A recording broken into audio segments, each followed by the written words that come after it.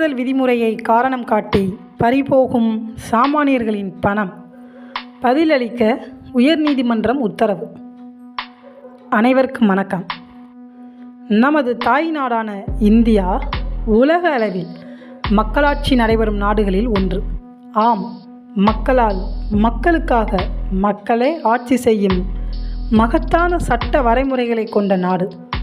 இவ்வழக்கப்படி நம் நாட்டு மக்கள் தங்களை யார் ஆட்சி செய்ய வேண்டும் என்பதை தங்களின் ஒரு விரலில் நிர்ணயித்துவிடும் திறனை பெற்றிருக்கின்றனர்.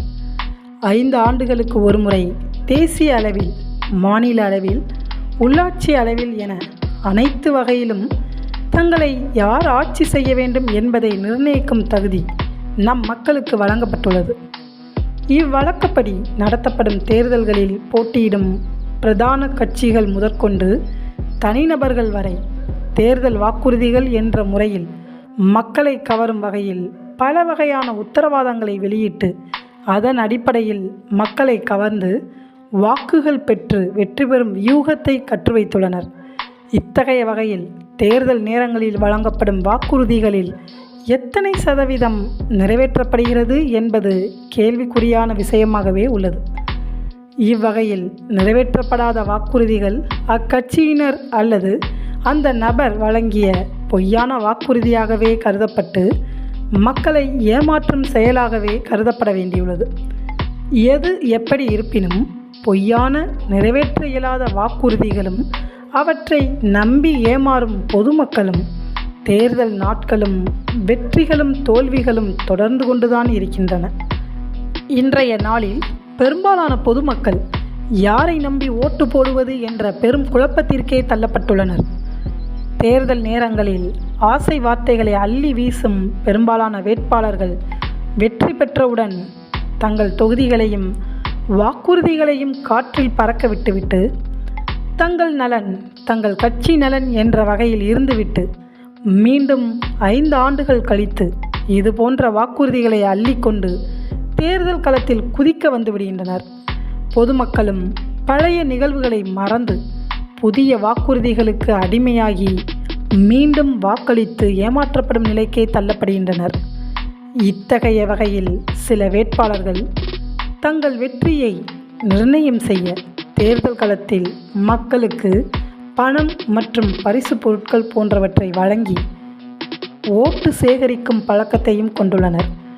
இவற்றை தடுக்க தேர்தல் ஆணையத்தால் தேர்தல் காலங்களில் வாகன சோதனை மேற்கொள்ளப்பட்டு வாகனங்கள் பரிசோதனை செய்யப்பட்டு போதிய தரவுகள் இல்லாத வகையில் கொண்டு செல்லப்படும் பணம் மற்றும் பரிசு பொருட்கள் பறிமுதல் செய்யப்படுவதுண்டு. இவ்வகை சோதனைகளில் பல சாமானிய மக்களும் சிக்கிக்கொண்டு தங்களது பணத்தை பறிகொடுக்கும் சூழலுக்கு தள்ளப்பட்டு விடுவதுண்டு. இத்தகைய வகையில் பறிமுதல் செய்யப்பட்ட பணத்தை திரும்ப வழங்க வலியுறுத்தி சென்னை உயர்நீதிமன்றம் மதுரை கிளையில் தொடுக்கப்பட்ட ஒரு வழக்கு குறித்து இப்பதிவில் காண உள்ளோம்.